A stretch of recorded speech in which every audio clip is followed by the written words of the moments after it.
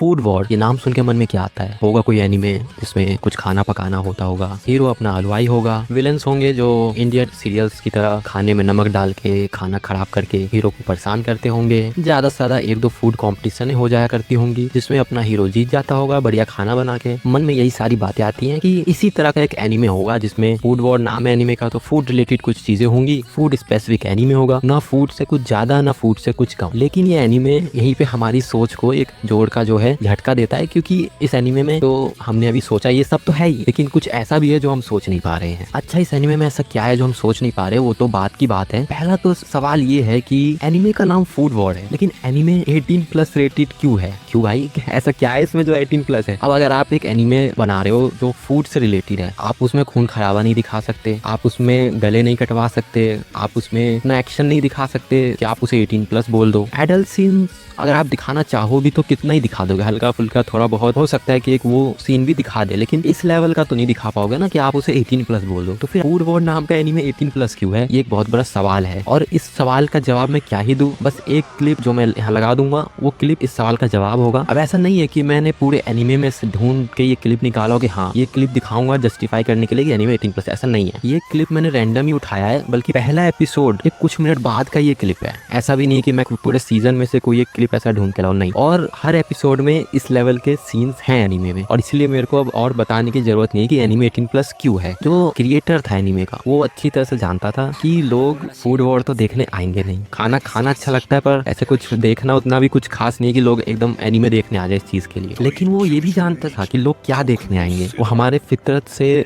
अच्छी तरह से वाकिफ था, उसे पता था कि लोग फूड वॉर तो देखने नहीं आएंगे, पर लोग क्या देखने आएंगे वो उसे पता था, और वो उसने एनीमे में भर भर के दिखाया है। अब एनीमे के 18+ होने की बात को एक साइड रखते हैं, उस पर बहुत बात हो गई, क्योंकि ठीक है 18+ है एनीमे, लेकिन अब सिर्फ 18+ होने से ही तो कोई एनीमे देखने नहीं जाएगा ना। बहुत एनीमेज है 18+ है तो सब देख रहे नहीं, ऐसा तो फिर हर जो नया एनीमे बना रहा है वो 18+ कर देगा कि हाँ भाई सब देखेंगे।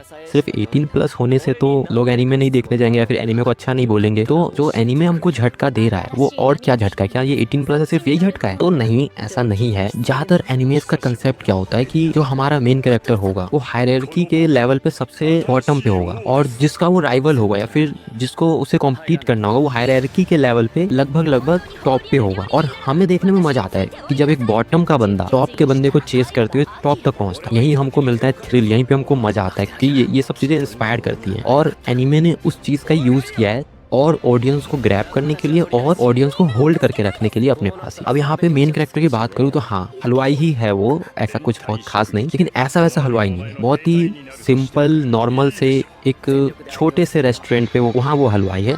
हलवाई नहीं, शेफ है। अब हलवाई नहीं बोलूंगा, शेफ बोलूंगा। तो शेफ है वो, उसके पापा का रेस्टोरेंट है, वो भी शेफ है, उसके पापा भी शेफ है। पापा और उसके बीच में कई बार कुकिंग कंपटीशन हो चुकी है और लगभग हर बार वो अपने पापा से हारा है, लेकिन फिर भी उसकी जो कुकिंग स्किल्स हैं वो इस लेवल पे है, मतलब एक नेक्स्ट ही लेवल पे उसकी कुकिंग स्किल। मतलब उसको हम कोई ऑर्डिनरी कुकिंग स्किल नहीं कह सकते, क्योंकि खाना तो हर कोई बना ले रहा है, थोड़ा बहुत टेस्टी खाना भी हर कोई बना ले रहा है, लेकिन उसकी कुकिंग स्किल टॉप नॉच है, एक अलग ही लेवल पे है। तो ये उसकी स्पेशलिटी। ऑफ कोर्स हीरो है तो उसको कुछ तो ऐसा देना पड़ेगा ना जिससे हम उसे हीरो कह सके या लोग उसे देखना चाहेंगे, क्योंकि आखिरकार जो ऑडियंस है वो तो मेन कैरेक्टर से ही रिलेट करेगी। तो अपना जो मेन कैरेक्टर है वो अपने एक्स्ट्रा ऑर्डिनरी कुकिंग स्किल्स के साथ जाता है जापान के एलाइट कलिनरी स्कूल में। लेकिन कलिनरी स्कूल के बारे में बोला जाए तो वही बात है कि कलिनरी स्कूल बोले तो एक ऐसा एलाइट स्कूल जो आपको एक प्रोफेशनल शेफ बनाता है, टॉप लेवल का प्रोफेशनल शेफ। टॉप लेवल के रेस्टोरेंट्स हैं, होटल्स हैं, जिनके ऑनर्स मिलियंस बिलियंस पैसे कमा के बैठे हुए एकदम अरबपति लोग, उनके जो बच्चे हैं वो इस एलाइट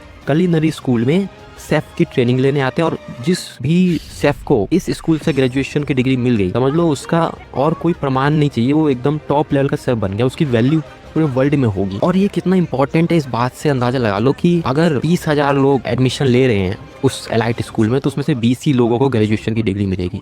इस लेवल का जो है वहाँ पे कंपटीशन है, तो वहाँ पे एक इम्बैलेंस होता है मेन कैरेक्टर और बाकी जो स्टूडेंट्स है उस स्कूल के, उसके बीच। बाकी सारे स्टूडेंट्स टॉप के रेस्टोरेंट ओनर्स हैं, उनके मालिक हैं, वो लोग बहुत अमीर हैं और उस फील्ड में बहुत प्रोफेशनल भी हैं, पहले से ही बहुत ज्यादा उनकी बहुत उसमें एक्सपर्टीज है। और यही कारण है कि वो अपने मेन कैरेक्टर को वो लोग बहुत ही निचली नजरों से देखते हैं। वो बहुत ऑब्वियस सी बात है, क्योंकि अपना मेन कैरेक्टर कोई अमीर नहीं है, ना ही कोई वो ऐसे फील्ड से आता है प्रोफेशनल शेफ के फील्ड फील्ड से, ना ही किसी बड़े रेस्टोरेंट के मालिक का बेटा है वो बस नॉर्मल से ढाबे पे काम करने वाले का बेटा है, अगर अपने भाषा में बोला जाए तो यहाँ पे एनीमे ने पूरा एक हायरार्की इम्बैलेंस बना के रखा है मेन कैरेक्टर और बाकी कैरेक्टर्स के बीच में, ताकि देखने में मजा आए। क्योंकि जब आप टॉप के बंदों को चेस करते हुए आप टॉप पे जाते हो और आप उन्हें पीछे छोड़ते हो, वो भी तब जब वो लोग आपको नीचा समझते हैं, तो ऑडियंस को मजा आता है। इसी में तो मजा आता है। अब एनीमे का नाम फूड वॉर्स है, तो फूड वॉर की भी बात करना जरूरी है। मेन चीज तो यही है। अब यहाँ पे फूड वॉर इतना सिंपल नहीं है।